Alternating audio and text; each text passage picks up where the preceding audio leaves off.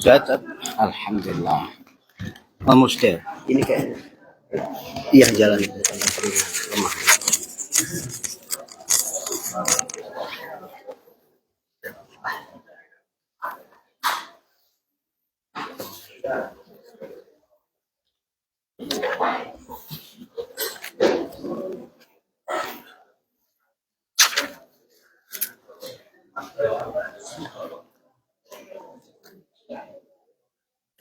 Bismillahirrahmanirrahim. Assalamualaikum warahmatullahi wabarakatuh.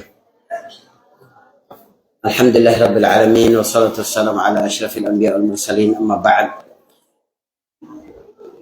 Ikhwani wa akhwati jamaah qiyam Ramadan Masjid At-Tahir li rahmati Allah Subhanahu wa taala. Semoga malam ini tetap kencang ibadah ya, walaupun besok Senin.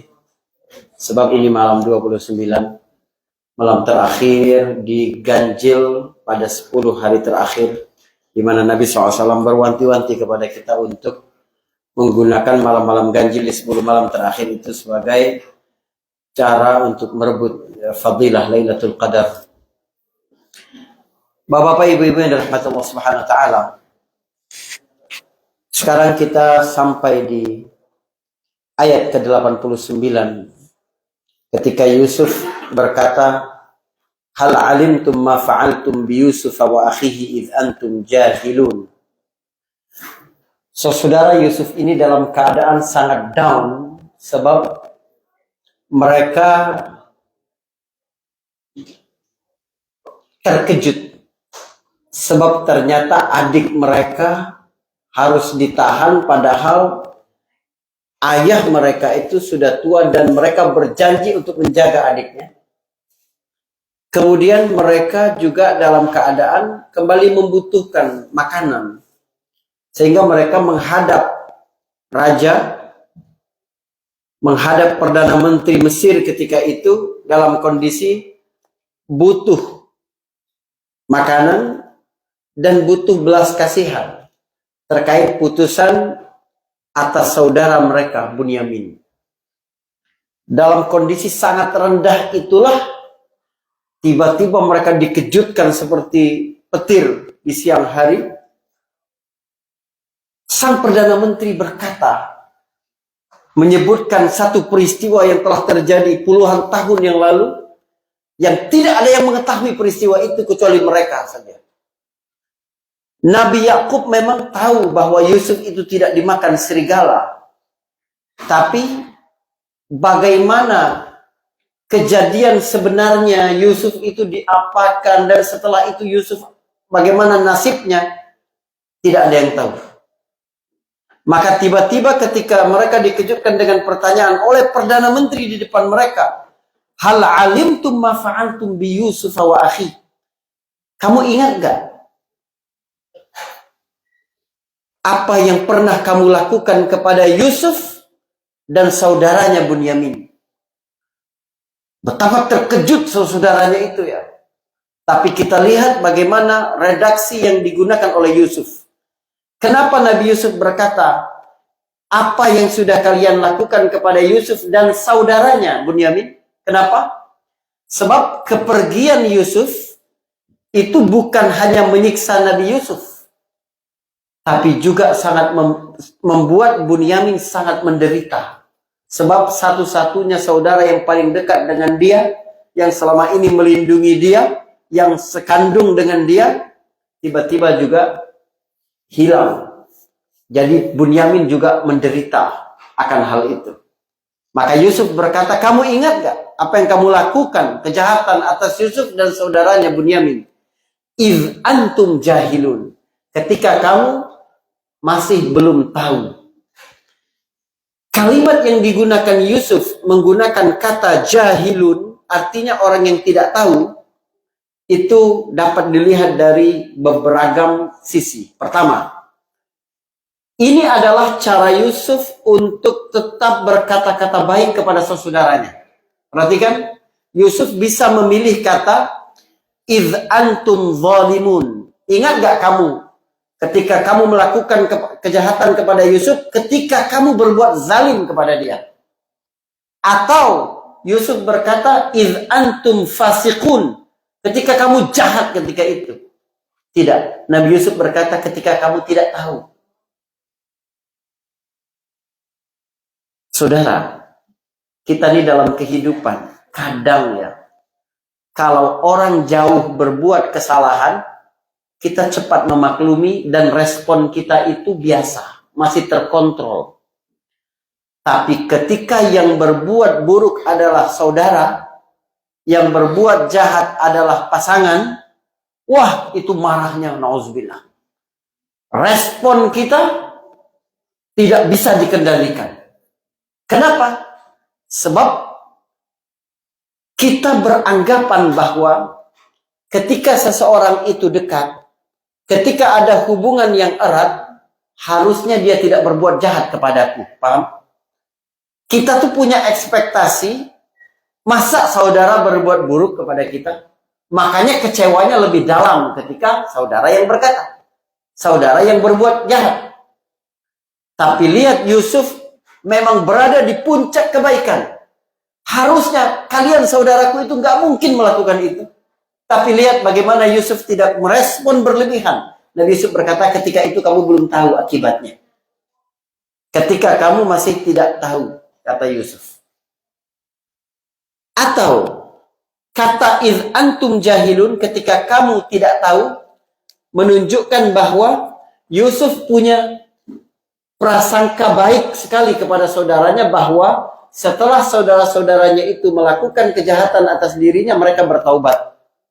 Setelah mereka mengetahui akibat buruk kepada ayahnya, kepada adiknya, dan bagaimana nasib Yusuf, mereka menjadi orang baik. Kamu dulu belum tahu jadi orang baik, sekarang kamu jadi orang baik. Atau yang ketiga, bisa jadi karena Yusuf mungkin pada waktu itu sudah jadi nabi, sehingga dia dapat wahyu dari Allah bahwa saudaranya ini udah berubah. Kalaupun belum, dan ini yang saya pilih, kemungkinan Yusuf belum diangkat menjadi nabi ketika itu. Yusuf tahu dari mana mereka sudah baik. Dalam kasus Bunyamin, bagaimana mereka bersungguh-sungguh ingin Bunyamin pulang karena mereka sudah berjanji kepada ayah mereka bahwa mereka akan membawa Bunyamin balik. Oh, berarti saudaranya tidak sama lagi seperti dulu. Paham? Saudaranya ingin menjaga betul. Saudaranya sudah baik dengan ayah mereka. Saudaranya sudah berubah, tidak seperti yang dulu lagi. Maka Yusuf berkata, idh antum jahilun. Waktu mendengar kata-kata itu, tidak ada pilihan lagi dalam diri mereka kecuali siapa yang tahu apa yang mereka lakukan kecuali mereka sesama mereka, dan Yusuf yang menjadi korban. Maka mereka berkata, qalu a innaka la anta Yusuf. Hah? Apakah engkau ini sungguh-sungguh adalah Yusuf? Kenapa sampai menggunakan beberapa kalimat takkid atau penguat? Bahkan menggunakan kata tanya itu justru untuk menguatkan lagi. Kenapa? Sebab mereka melihat kata-kata Yusuf tadi. Gak mungkin orang lain mengeluarkan kata-kata itu kecuali dia adalah Yusuf. Yang kedua, mereka baru melihat wajah Yusuf lebih seksama. Baru dia membayangkan bagaimana Yusuf ketika kecil dulu. Wajahnya pun ini wajah Yusuf. Kata-katanya pasti kata-kata Yusuf. Maka mereka berkata, apakah sesungguhnya engkau ini benar-benar engkau Yusuf? Sampai begitu kalau terjemahannya. Maka Nabi Yusuf berkata, qala ana Yusufu wa hadha akhi qad manallahu alaina innahu man yattaqi wa yasbir fa innallaha la yudhi'u ajrul muhsinin. Perhatikan ibu-ibu. Yusuf berkata, ini aku Yusuf. Ya, aku Yusuf. Dan ini saudaraku Bunyamin. Untuk apa Yusuf mengenalkan kepada mereka padahal mereka sudah kenal dengan Bunyamin? Untuk menunjukkan sepaket, kalau nanti kalian menghormatiku, kamu harus menghormati saudaraku seperti kalian menghormatiku. Qala ana Yusuf wa hadha akhi qad manallahu alaina. Allah sudah berikan kepada kami pemberian, kepada kami berdua. Kenapa Allah berikan pemberian kehormatan kepada Yusuf dan Bunyamin? Ini juga merupakan inti kedua dari kisah Yusuf. Inti yang pertama ada di ayat 21. Wallahu ghalibun ala amrihi walakinna aktsarun nasi la ya'lamun. Rencana Allah selalu menang melawan rencana siapapun. Di ayat ini Nabi Yusuf menyebutkan, sesungguhnya siapa yang bertakwa dan bersabar, maka sesungguhnya Allah tidak menyia-nyiakan pahala balasan untuk orang-orang yang muhsinin, orang-orang yang baik. Apa artinya? Pertama, ini tentang keutamaan takwa kepada Allah. Yang kedua tentang keutamaan memilih sifat sabar. Yang ketiga adalah ciri orang baik itu adalah orang yang punya ketakwaan dan kesabaran. Jadi, kalau kamu bertakwa kepada Allah, maka Allah akan selalu carikan jalan keluar. Kalau kamu bertakwa kepada Allah, Allah akan selalu tolong kamu. Kalau kamu bertakwa kepada Allah, Allah beri kamu rezeki dari jalan yang tidak terduga-duga. Siapa yang mengira bahwa Yusuf pada akhirnya memperoleh penghormatan, kedudukan yang sangat tinggi seperti itu. Sementara dia bukan warga negara asli di Mesir. Tapi bahkan dia sebagai mantan narapidana. Walaupun bukan bersalah, bukan karena dia bersalah. Tapi Allah memberikan itu. Kenapa? Karena ketakwaan Nabi Yusuf. Kalau Yusuf memilih jalan tidak takwa, menerima godaan Zulaikha untuk berbuat buruk di rumahnya, gak mungkin dia jadi seperti sekarang. Begitu juga kalau Yusuf tidak sabar sejak dia dibuang ke sumur, tidak sabar ketika di penjara, tidak sabar sehingga dia dendam, menerjemahkan mimpi tidak sesuai dengan aslinya, dia juga tidak mungkin sampai kepada sekarang ini. Saudaranya baru mengakui, qalu tallahi laqad atharakallahu alaina wa in kunna lakhatiin. Kata saudaranya, demi Allah, Allah memang sudah melebihkan engkau di atas kami, dan kami benar-benar dulu berbuat salah. Pengakuan bahwa mereka salah itu menunjukkan bahwa mereka ini siap dihukum. Mau apa lagi? Percobaan pembunuhan, membuang Yusuf ke dalam sumur. Soalnya mereka melihat raja ini, Perdana Menteri ini, kehilangan cup raja saja, cup untuk cetakan gandum saja, saudaranya ditahan. Tegas sekali dia dengan hukum. Apalagi ketahuan bahwa mereka dulu, inilah mereka yang sudah melakukan percobaan pembunuhan kepada Yusuf. Maka mereka berkata, iya kami salah, terserah engkau. Tapi jawaban dari Nabi Yusuf memang luar biasa. Nabi Yusuf berkata, qala la tathriba alaikumul yawm yaghfirullahu lakum wa huwa arhamur rahimin. Perhatikan ibu-ibu. Tidak ada celaan atas kalian hari ini. Subhanallah. Artinya Yusuf berkata kepada saudaranya, lupakan segala masa lalu kalian yang hitam. Lupakan seluruh kejahatan-kejahatan kalian kemarin. Mari kita membuka lembaran baru dan aku tidak akan pernah mencela kalian lagi atas apa yang sudah telah terjadi. Yang sudah terjadi. Saudara, ini mirip sekali dengan apa yang dilakukan Nabi ketika Nabi menaklukkan kota Mekah. Anda tahu ya, ada satu momentum yang membuat Umar bin Khattab itu malu sekali dengan Nabi.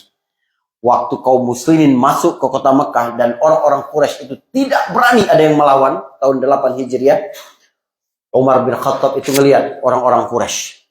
Ingat Umar, sangat tegas Umar ini dengan agama. Dia ingat wajah-wajah siapa saja yang pernah mengolok-olok Nabi, menghina agama, merendahkan ajaran ini.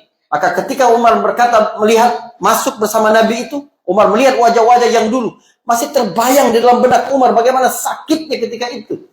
Umar berkata, aku bakal bunuh yang ini. Aku bakal pancung yang ini. Aku bakal tebas leher yang ini. Aku bakal, disebut Umar begitu.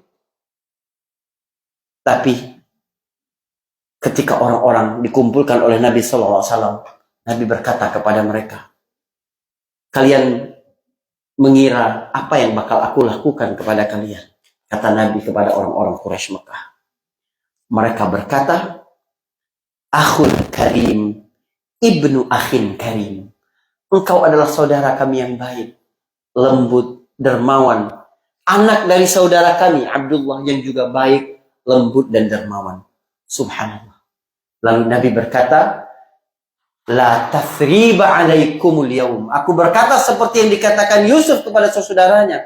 Tidak ada celaan bagi kamu. Izhabu antumut tulaqa. Pergi, bebas semua kalian. Kata Umar, kittu an azuba minal khajal. Aku hampir mati karena menahan malu. Sebelumnya di belakang Nabi, dia bakal aku bunuh itu. Ini biar aku yang tebasnya Rasulullah. Ini tiba-tiba Rasulullah bilang, kalian semua dimaafkan. Subhanallah. Ibu-ibu sekalian, semua orang ini pernah salah sama kita. Atau Pak, mungkin mereka melakukan tindakan tidak ada maksud buruk sama sekali sama kita.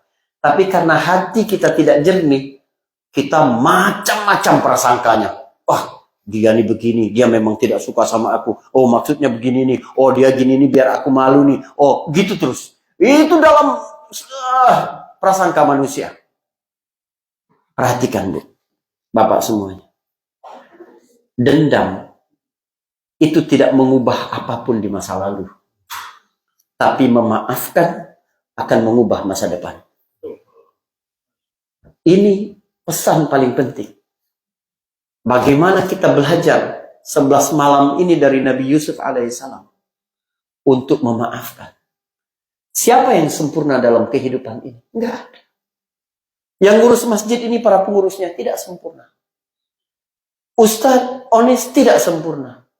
Antum undang saya tidak sempurna. Ibu-ibu sama-sama menyiapkan untuk buka puasa, tidak ada yang sempurna. Pak Sis di sini berkhidmat luar biasa sebelum yang lain datang, juga tidak sempurna.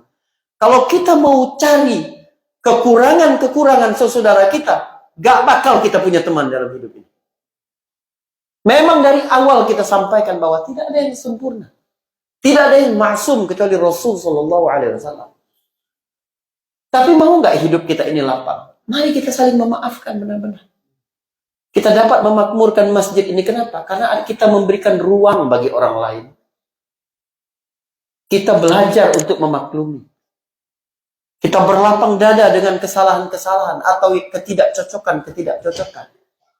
Ini Yusuf, saudaranya sendiri, anak Nabi, lagi mungkin melakukan itu. Dan Yusuf mengajarkan kita bagaimana menjadi manusia paling tinggi itu adalah manusia yang memiliki keterampilan memaafkan paling tinggi pula. Sekali lagi, dendam tidak mengubah apapun di masa lalu. Tapi memaafkan mengubah masa depan kita. Dalam Al-Quran itu tidak ada perintah untuk minta maaf. Tidak ada perintah. Yang ada lebih tinggi dari itu perintah Al-Quran. Memberi maaf. Falyafu wal yasfahu. Maka berilah maaf. Dan lapangkan dadamu. Kita mudah memaafkan. Allah akan maafkan kita. Jangan merasa bahwa orang lain punya kesalahan karena tidak mirip dengan kesalahan kita, kita keras dengan orang itu. Kamu mungkin tidak punya kesalahan seperti itu, tapi kamu punya kesalahan jenis lain. Dan kita mengharapkan maaf dari orang lain. Na'udzubillah nanti di akhirat kita jadi bermusuhan padahal kita sholat di masjid yang sama. Na'udzubillah. Jangan sampai ada tersimpan di dalam diri kita ini dendam, hasad, dengki, jangan sampai. Seseorang datang ketika Nabi sedang kumpul dengan para sahabatnya. Nabi berkata, siapa yang pengen melihat wajah ahli surga? Bentar lagi dia datang. Datang sahabat biasa. Bukan orang terkenal. Besok Nabi mengatakan hal yang sama. Yang datang adalah orang yang sama. Lusa Nabi berkata hal yang sama. Yang datang adalah orang yang sama. Subhanallah. Abdullah bin Amru pengen tahu apa rahasia amal orang ini. Maka dia datang ke rumahnya. Bilang, aku ada masalah dengan ayahku. Lagi konflik dengan ayahku, sehingga aku nggak mau balik. Aku mau nginap di rumahmu, boleh nggak 3 malam ini? Boleh. Nginap dia di rumah sahabat itu. Tidak ada yang kenal namanya pun. Bukan sahabat yang terkenal. Berlalu malam pertama, dia tidak tidur tuh. Dia coba dengar itu ya. Bukan coba dengar ngorok kalau lagi itikaf gitu, bukan. Coba dengar gitu kan. Ada nggak suara dia ngambil wudhu atau apa gitu ya. Gitu. Itikaf bukan soal baca Quran.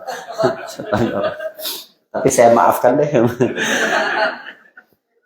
Gak ada sama sekali gerakan-gerakan. Sampai mau azan subuh. Baru dia siap-siap dan pergi ke masjid untuk sholat subuh. Malam berikutnya begitu juga. Malam berikut, ini dia punya amal rahasia, nggak mau kasih tahu aku nih, pikiran Abdullah. Ini dia nggak mau kasih tahu aku. Akhirnya dia ngaku, dia bilang, Fulan sini dulu. Aku nginap di rumah kamu nih, aku nggak pernah ribut sama ayahku, tidak. Aku cuma dengar Nabi SAW berkata tentang engkau begini. Aku ingin tahu apa amalanmu. Dia menjawab, seperti yang kamu lihat, nggak ada amal yang istimewa. Enggak, kamu pasti ada melakukan sesuatu yang kamu tidak ingin aku tahu. Enggak ada memang itu. Cuma, kata dia, aku memang tidak pernah pergi tidur sebelum aku memaafkan semua orang yang pernah bersalah kepadaku. Aku tidak pernah meletakkan kepalaku di atas bantal sebelum aku mengikis kebencian, rasa dengki, iri pada saudaraku. Malam ini coba kita lihat hati kita, Bu. Paling sulit melakukan perjalanan ke dalam. Inner journey itu memang benar-benar berat. Kita mengoreksi diri kita. Yusuf ini puluhan tahun. Dan bagaimana dia menderita secara psikologis, fisik, akalnya. Tapi tiba-tiba berkata begitu saja, la tasriba alaikumul yaum. Jangankan dia dendam, mencela pun tidak. Kita kan kadang begini, maafin aku ya. Iya, makanya jadi orang yang jahat banget begini-begini. Loh, kenapa dicela? Kalau sudah dimaafin udah. Ini enggak ya. Bilang maaf tapi catatan kakinya panjang setengah halaman. Jangan. Nabi Yusuf bilang udah enggak ada lagi. Kalau Anda memaafkan sudah tidak ada lagi tapi-tapinya udah enggak ada catatan lagi. Yaghfirullahu lakum. Bonus lagi. Nabi Yusuf mendoakan mereka agar mereka diampuni oleh Allah Subhanahu wa taala. Wa huwa arhamur rahimin, kata Nabi Yusuf. Allah itu yang Maha Pengasih di antara yang kasih. Lalu Yusuf berkata, kalian pergi bawa bajuku ini. Idhabu biqamisi hadza fa'alquhu ala wajhi abi ya'ti basiran wa'tuni bi ahlikum ajma'in. Nabi Yusuf akhirnya pesan kepada mereka dua misi. Yang pertama, kalian bawa bajuku ini kepada ayahku, usapkan ke wajahnya biar dia bisa kembali melihat.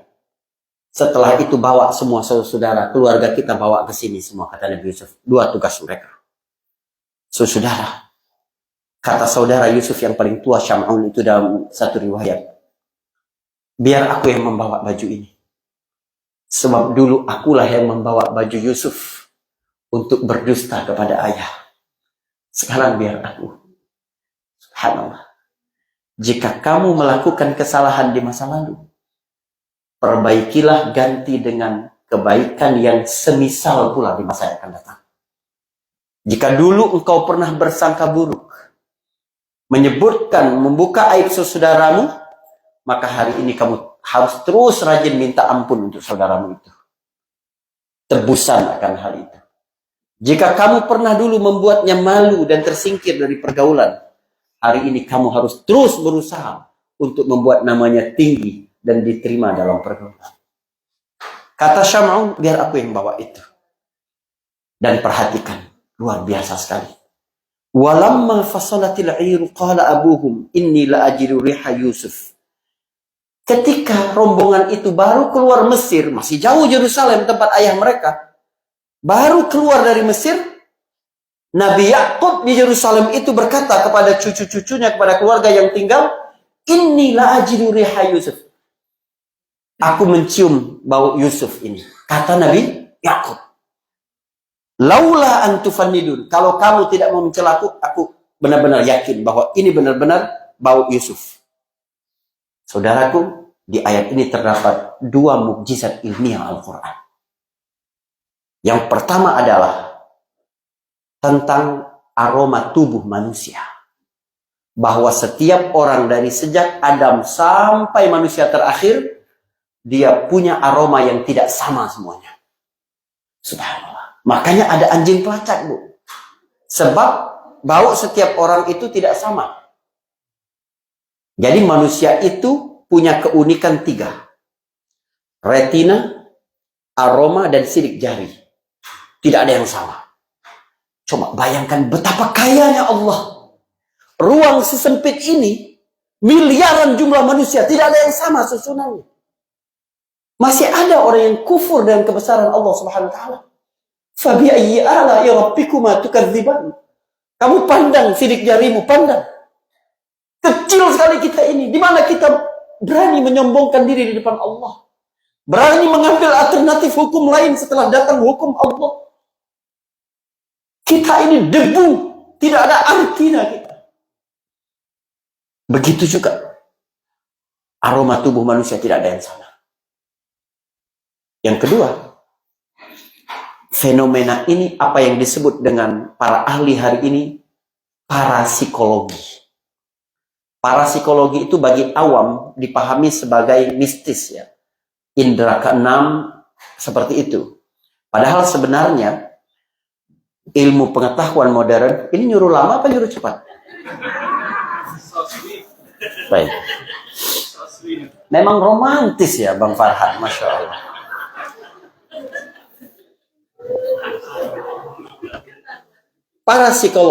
Parapsikologi itu bersambung tulisannya parapsikologi itu bagaimana para ahli dapat menerjemahkan wilayah anomali kepada penjelasan fisika. Dan itu memang ada beberapa orang yang dapat baca itu. Pernah satu kejadian di zaman Umar bin Khattab radhiyallahu anhu. Hari Jumat, Umar sedang khutbah. Bahasa Arab, nggak bahasa Inggris kayak Ustaz Anis. Bahasa Arab. Sebagian pasukan Muslim itu lagi di wilayah Nahawan, daerah terdekat Persia situ. Mereka sedang berperang. Umar lagi khutbah. Tiba-tiba Umar berhenti sebentar dan berkata, "Hei pasukan, naik ke gunung, naik ke gunung." Kata Umar begitu. Ya, ayyuhas sa'ir, al-jabal, al-jabal, kata Umar.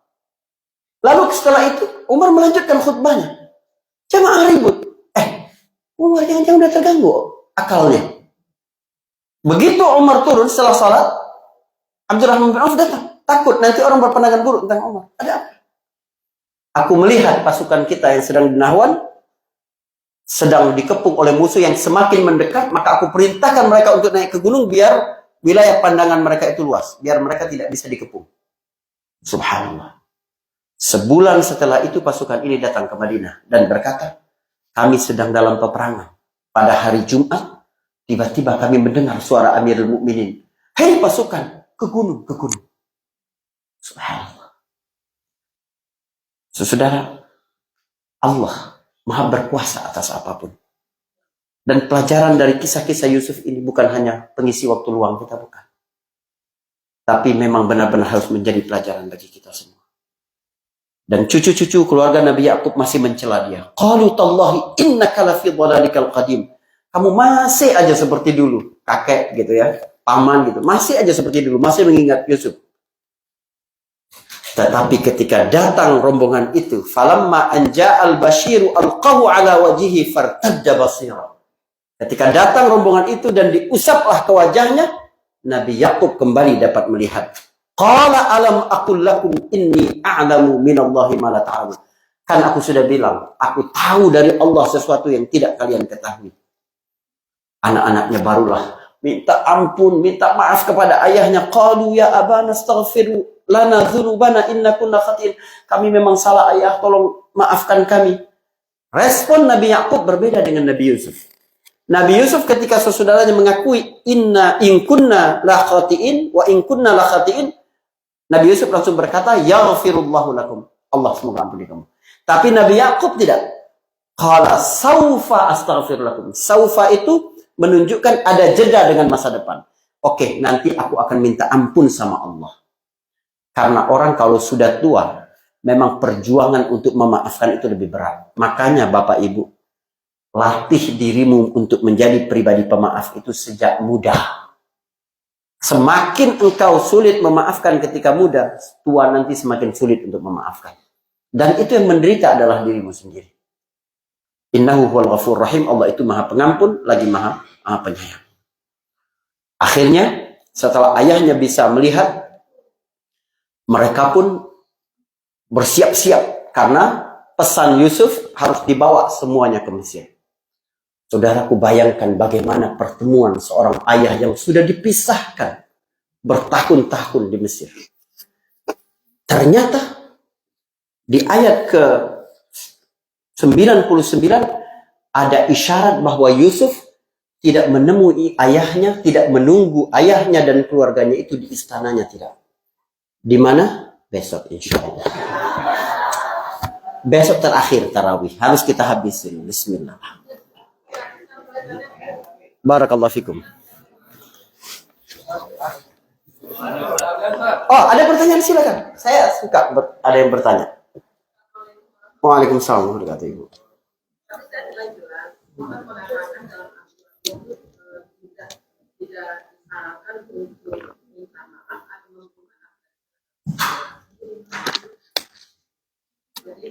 Bagus sekali. Bukan tidak boleh, Bu. Saya bilang begini. Saking mulianya sikap memaafkan, di dalam Al-Quran bahkan tidak ada perintah untuk meminta maaf. Yang ada adalah perintah yang lebih tinggi dari itu, memberi maaf. Jadi sebelum orang lain minta maaf, kita sudah memaafkan. Subhanallah, lihat. Iya kan? Bukan tidak boleh minta maaf, harus minta maaf kita. Ya, apalagi sudah ngejulidin orang gitu kan, harus minta maaf. Tapi nggak ada, Bu. Nggak ada perintah dalam Quran. Coba cari perintah meminta maaf, tidak ada. Yang ada lebih tinggi dari itu, perintah memberi maaf. Masya Allah. Baik, yang lain kalau ada pertanyaan silakan. Silakan ya kalau ada pertanyaan. Hah? Masya Allah. Ya. Nanya apa curhat? Ada yang tanya? Oh, tidak ada. Baik, semoga paham semua ya. Insya Allah. Sampai jumpa, Bu. Pertemuan terakhir besok ya. Insya Allah. Insya Allah Allah berikan usia dan kesehatan. Insya Allah. Barakallahu fikum. Assalamualaikum warahmatullahi wabarakatuh.